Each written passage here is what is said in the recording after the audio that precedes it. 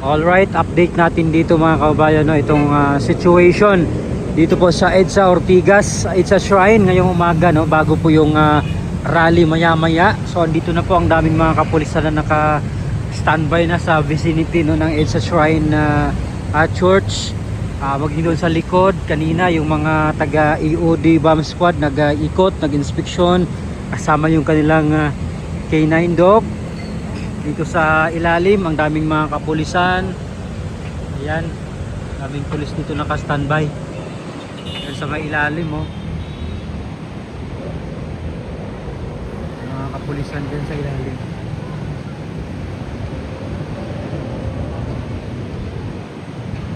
Maging doon sa may mismong simbahan.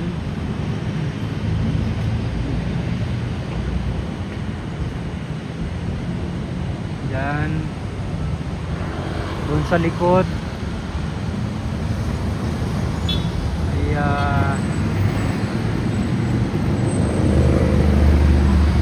mga kapulisan na rin dyan hanggang doon sa likod mga kababayan.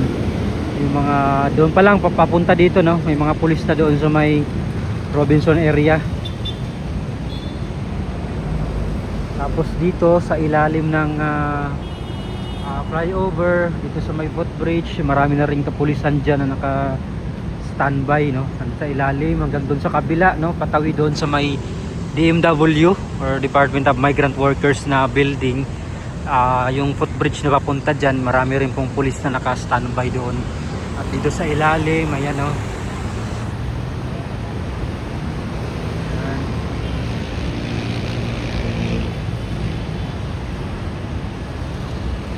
dito sa kabilang side marami rin pong pulis dyan naka-standby rin.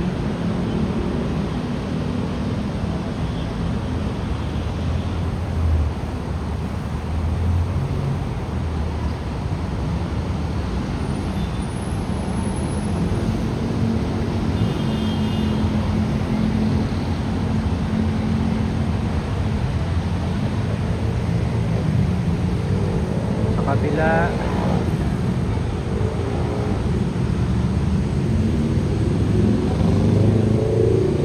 maraming mga kapulisan na nakadeploy na ngayon dito sa may vicinity ng EDSA Shrine, no.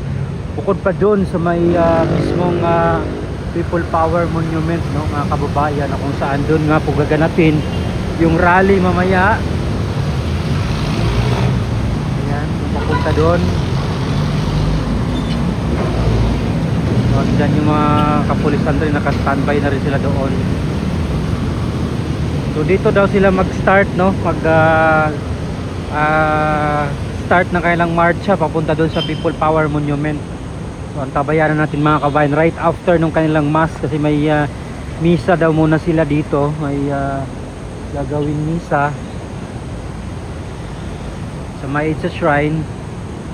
At after nun ay dito sila gathering sa may area natin. At umpisa na sila maglakad papunta doon sa may People Power Monument maya maya.